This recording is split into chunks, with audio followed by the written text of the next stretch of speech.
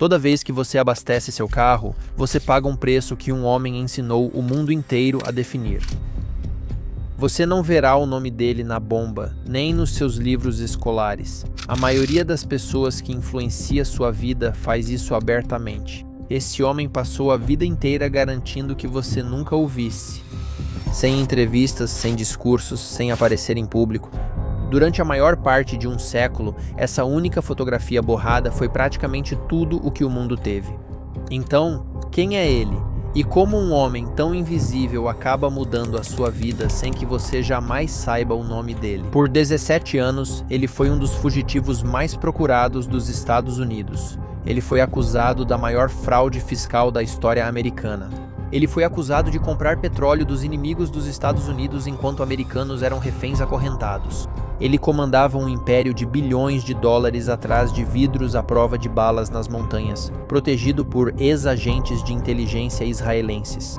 E então, em sua última manhã no cargo, o presidente dos Estados Unidos apagou 17 anos de perseguição com uma única assinatura. Antes de Wall Street aprender a negociar petróleo, esse homem ajudou a inventar o mercado moderno de petróleo. A força mais poderosa na economia global acabou sendo um único operador privado, um garoto refugiado que percebeu que, se você estiver disposto a vender para qualquer um, o mundo vai deixar você comprar quase qualquer coisa. Ele comprou sua liberdade, comprou as maiores obras de arte da Terra, comprou a lealdade de primeiros ministros, e ainda assim, um dos homens mais ricos que já existiu foi enterrado em quase silêncio, com quase ninguém presente. Porque havia uma coisa que todo o seu dinheiro, todo o seu poder nunca poderiam comprar. Perder isso o destruiu. E para entender o que era, precisamos voltar ao começo. Esta é a história de Mark Rich.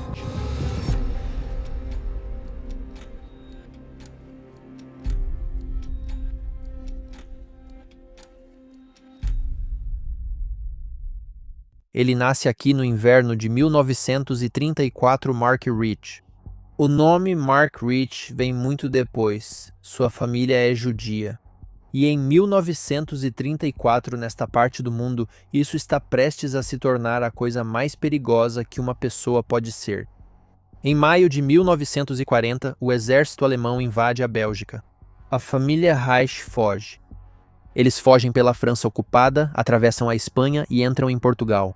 Um menino de 5 anos passou de carro para trem, depois para navio, sendo orientado a ficar quieto, a nunca ser visto. Crianças que sobrevivem a esses anos são as que aprendem a não chamar atenção.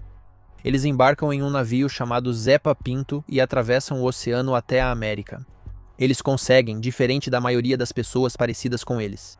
Eles chegam sem nada e não ficam parados. Nova York, depois Kansas City, depois Filadélfia, uma família de imigrantes em busca da próxima oportunidade, nunca realmente de nenhum lugar. Seu pai, David, começa de novo do zero. Ele vende sacos de estopa costurados com juta de bengala. Ele negocia produtos agrícolas e chega a comprar participação em um banco na Bolívia, um homem sem país ou idioma que constrói discretamente uma fortuna por puro instinto. Compre onde é barato, venda onde é caro. Aceite o negócio que ninguém quer. O garoto observa cada movimento. Em 1954, ele deixa a faculdade e consegue emprego no setor de correspondências da empresa Philip Brothers. Na época, era a maior comerciante de matérias-primas do mundo. A maioria das pessoas veria apenas o setor de correspondências. Ele vê o centro do mundo: cobre, estanho, mercúrio, petróleo, tudo aquilo de que todo país precisa e nenhum país tem o suficiente, tudo passando por um único prédio, tudo deixando um rastro de dinheiro para trás. Ele aprende rápido e é bom, silenciosamente, implacavelmente bom. Eles o enviaram para Madrid e depois para todos os lugares onde o chefe não iria. Os países pobres, os instáveis, os mercados que os negociadores estabelecidos achavam que estavam abaixo deles. E lá fora, nos limites, longe de qualquer um observando, Mark Rich descobre a única coisa que vai torná-lo tanto um bilionário quanto um fugitivo, muitas vezes pelo mesmo negócio. Todos os outros têm medo dos lugares difíceis. Ele entra neles sem hesitar. No início dos anos 1970, ele já é um dos negociadores mais astutos que a Philip Brothers tem. Agora ele só precisa de uma coisa, um mercado grande o suficiente para construir um império, um que ninguém pensou em abrir. Ele está prestes a encontrar esse mercado, e é o maior de todos. Petróleo. Em 1917, a substância mais importante da Terra é controlada por 7 empresas. As pessoas as chamam de 7 irmãs, um punhado de gigantes do petróleo americanos e europeus que possuem quase tudo, do poço de petróleo até a bomba na esquina da sua rua. Cerca de 95% do petróleo do mundo circula sob os termos delas, aos preços delas e com contratos que duram décadas. E é assim que esse controle funciona. Um barril de petróleo bruto custa cerca de $2. Custava isso no ano passado, vai custar isso no ano que vem. O sangue vital do mundo moderno tem preço fixo porque 7 empresas assim decidiram. Para quem está nessas cadeiras, isso é apenas a ordem natural das coisas. Isso está prestes a ser destruído por um negociante de quem eles nunca ouviram falar. Porque o chão está se movendo, os velhos impérios estão saindo um por um. Os países que realmente possuem o petróleo estão tomando seus próprios campos, retomando o que as gigantes costumavam possuir. E de repente, esses novos proprietários têm algo que nunca tiveram: petróleo para vender e ninguém acima deles definindo o preço. A maioria dos negociadores mal percebe. Percebe. Mark Rich passou anos comprando pequenas cargas de petróleo cru, nada glamurosas, exatamente desses cantos esquecidos. E ele vê a oportunidade que todos acima dele estão confortáveis demais para aproveitar. Para sentir o quão radical é a ideia dele, veja como o petróleo era vendido. Uma gigante assina um contrato com um produtor, fixa o preço e o mantém por 20, 30 anos. O número é gravado em pedra, ele não muda por uma geração. Rich olha para isso e vê uma liberdade que ninguém mais ousa dizer em voz alta. O petróleo pode ser vendido hoje pelo preço de hoje e depois novamente amanhã por um novo preço. O contrato que fixa um preço para toda a vida pode simplesmente ser rasgado, um preço que respira, uma vida que muda a cada hora, definida apenas pelo que um comprador está disposto a pagar por um barril neste exato momento. Os traders chamam isso de mercado à vista, e no início dos anos 1970 ele mal existia.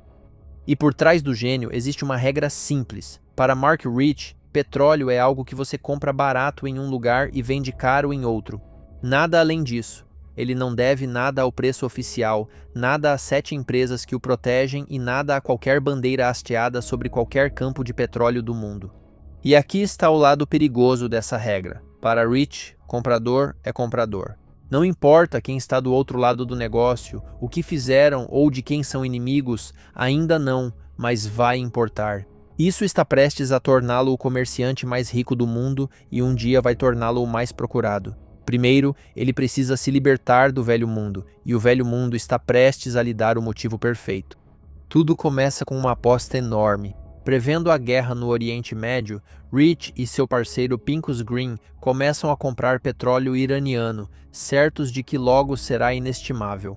O chefe deles acha que eles perderam a cabeça. Ele é uma lenda do mercado chamada Ludwig Jesselson e ordena que eles desfaçam toda a posição. Eles obedecem.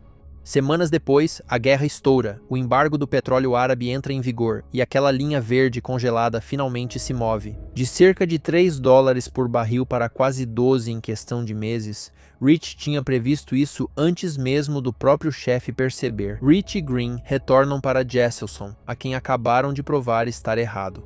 Eles pedem um bônus, de verdade, cerca de $1 milhão para cada um, mas o dinheiro é quase irrelevante. O que eles realmente querem é que o velho mundo olhe para eles e admita que o futuro agora pertence aos dois. Jesselson diz não.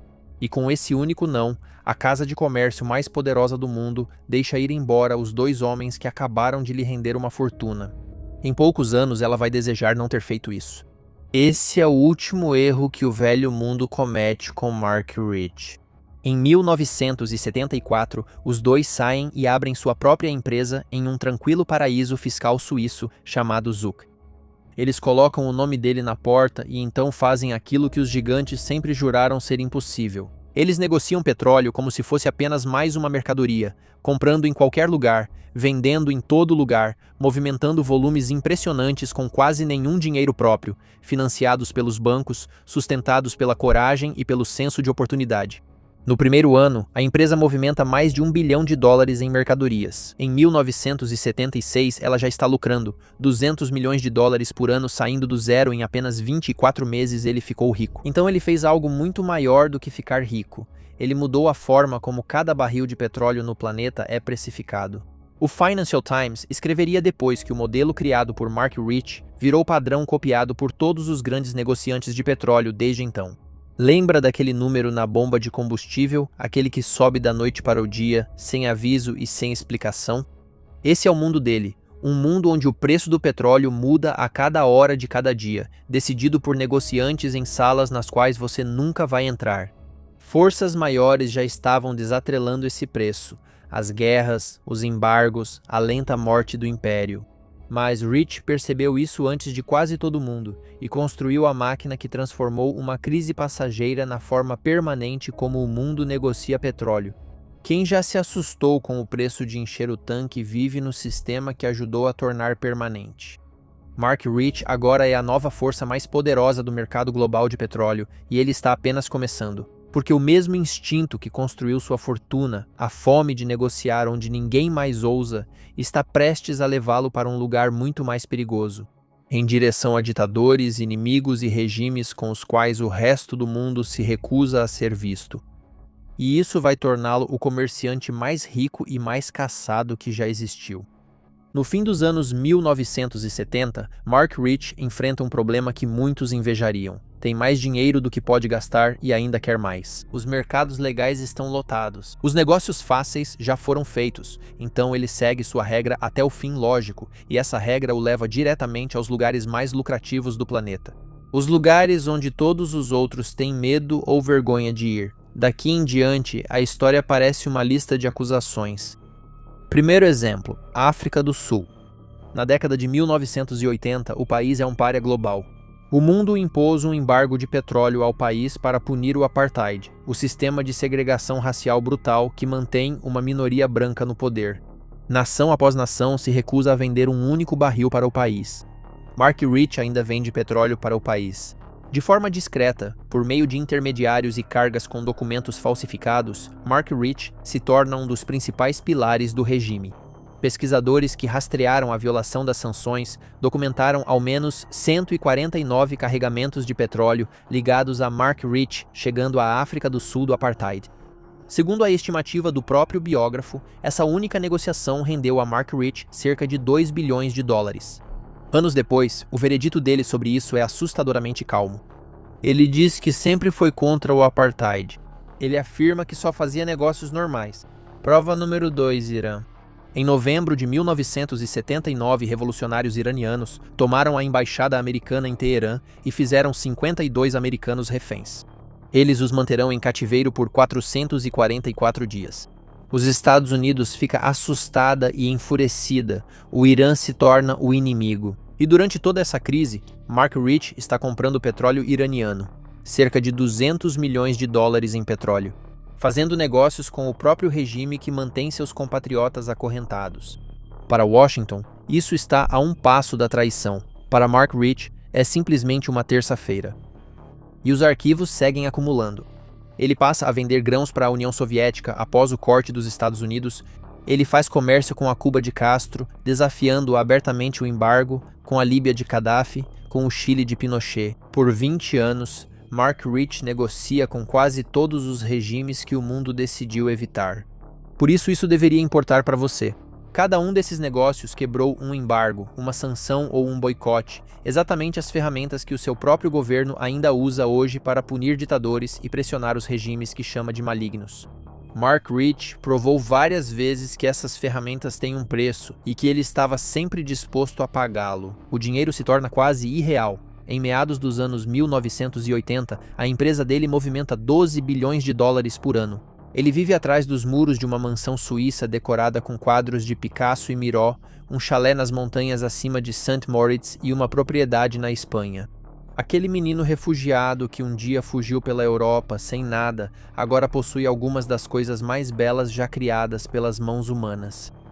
E ele não sente culpa por nada disso. Sua resposta nunca muda. Ele presta um serviço. As pessoas querem vender, outras pessoas querem comprar e ele fica no meio.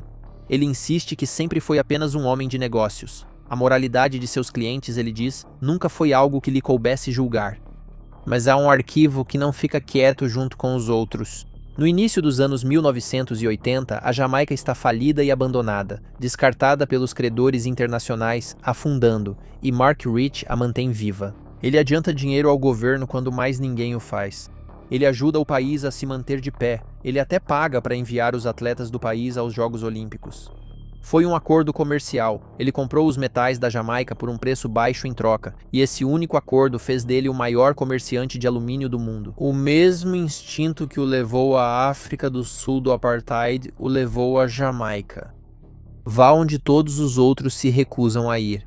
Só que desta vez, o país do outro lado precisava que ele viesse. Seja qual for sua opinião sobre o Apartheid e o Irã, o homem que manteve a Jamaica viva é mais difícil de classificar como vilão. E uma vez que esse rótulo não serve, toda a história certinha começa a balançar. Então, antes de seguirmos Mark Rich para as listas dos mais procurados de 2 governos, precisamos parar e fazer a pergunta que esse caso nos obriga a fazer. Ele era um criminoso que lucrava alimentando os regimes mais cruéis do mundo?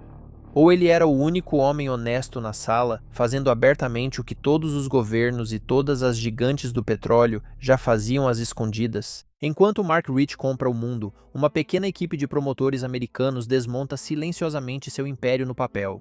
Eles são liderados por um jovem promotor ambicioso chamado Rudolph Giuliani, e o que eles descobrem é um esquema de proporções impressionantes. A acusação é simples e estarrecedora. Os negociantes de Rich compravam petróleo americano barato, com preço controlado, o faziam passar por uma cadeia de empresas de fachada para disfarçá-lo como um tipo muito mais caro e embolsavam a diferença. Centenas de milhões foram transferidos para o exterior, fora do alcance do fisco americano.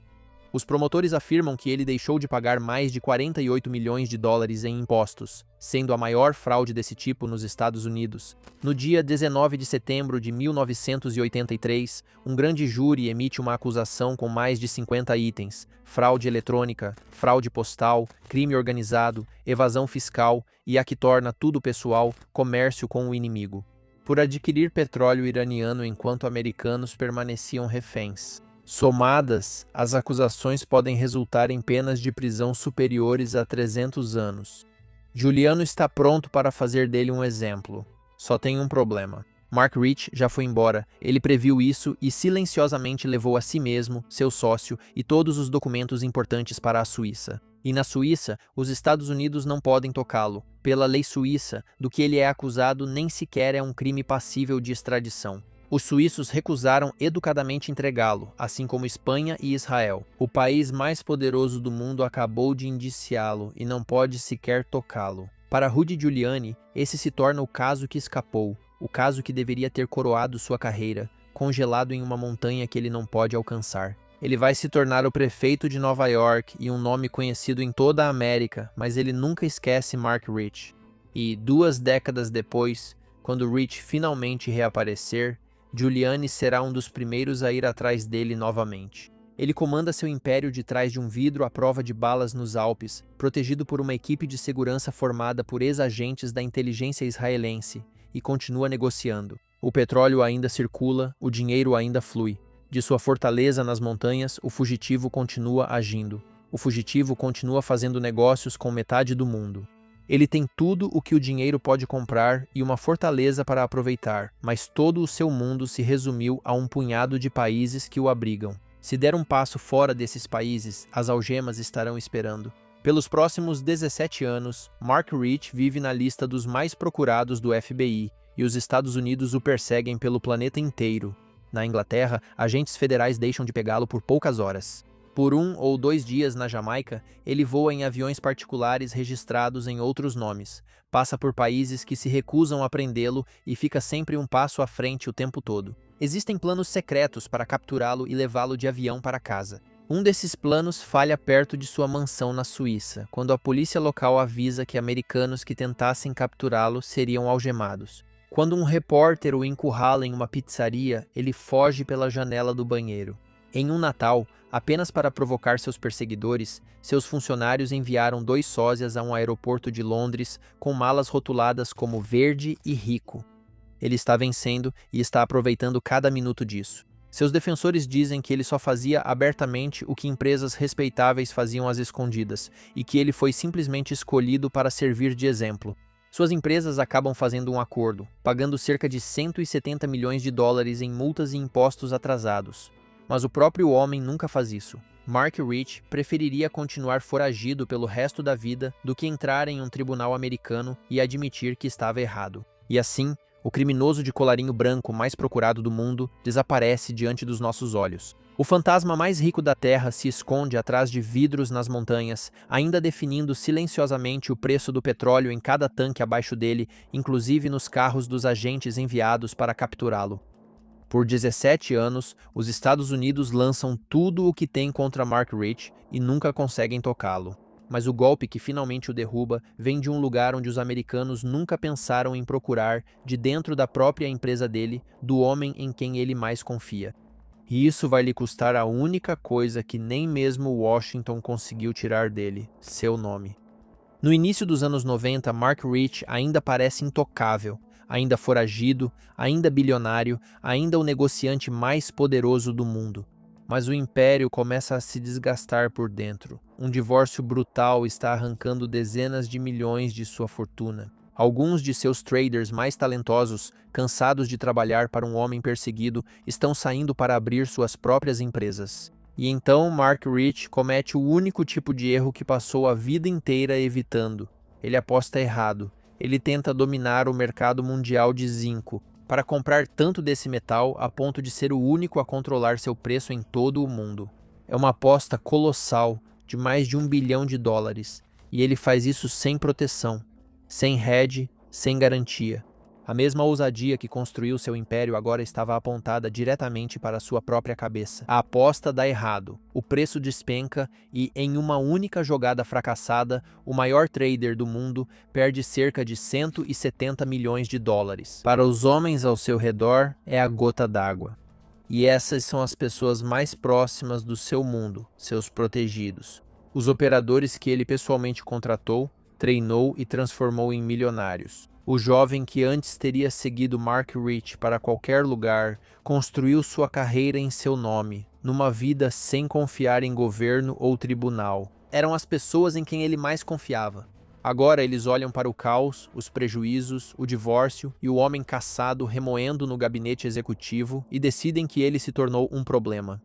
Liderados por um de seus próprios tenentes, o homem que ele fez se voltar contra aquele que os criou. Eles forçaram o fundador a vender sua participação na empresa que construiu do zero e o expulsaram da própria empresa. E então, em 1994, eles fazem a coisa que acaba com tudo de vez. Eles tiram o nome dele da porta. Pense no que esse nome significava. Por 20 anos, foi a palavra mais temida no comércio global. Era o monumento dele, a prova de que o garoto refugiado que chegou sem nada tinha construído algo que o sobreviveria. Era a única coisa neste mundo que era puramente, completamente dele. Mark Rich e companhia vira Glencore.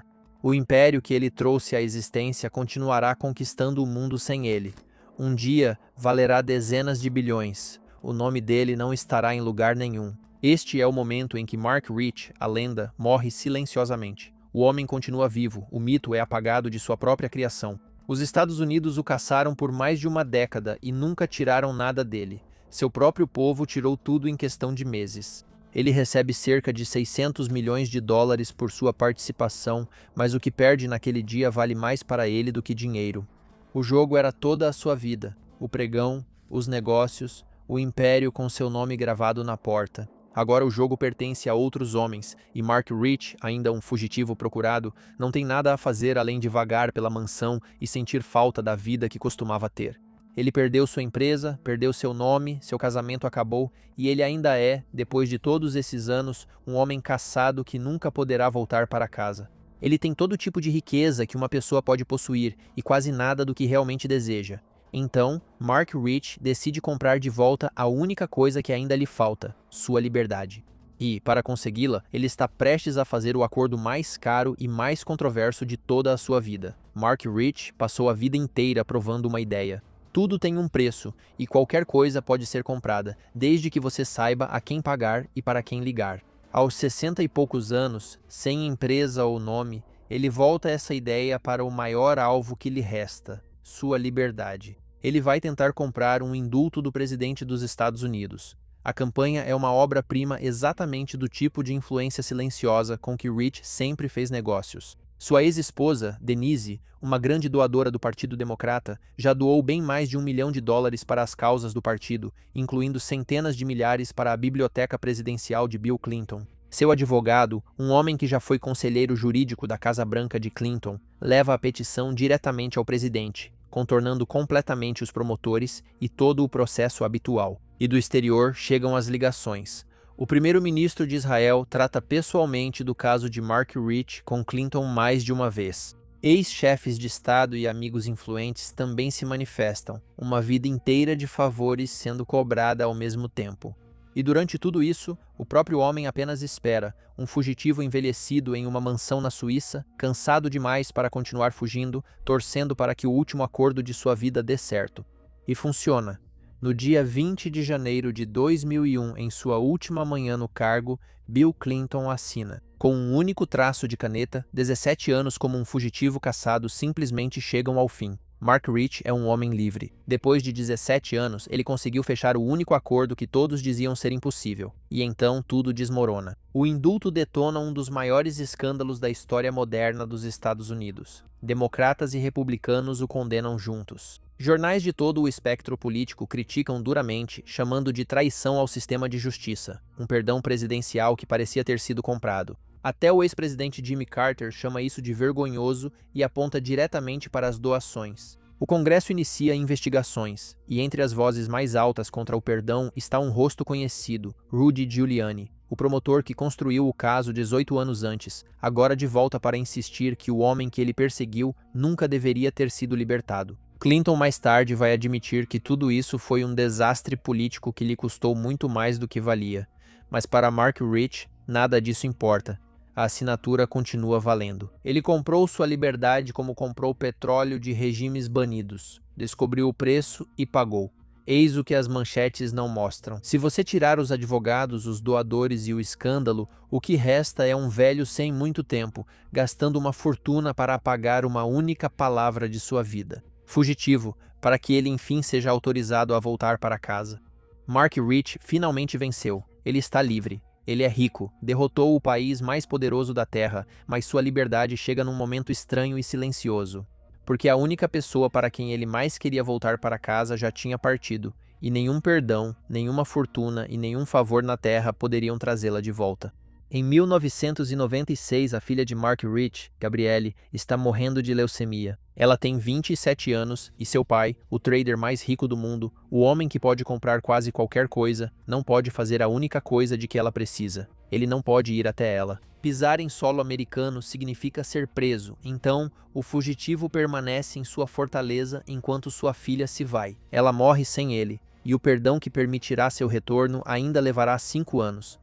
Pelo resto da vida, sempre que está em Israel, ele visita o túmulo dela. Ele se senta ao lado e não diz nada. O homem que sempre soube o preço de tudo, sentado diante da única perda que não tem preço. Ele vive seus últimos anos em liberdade, mas assombrado.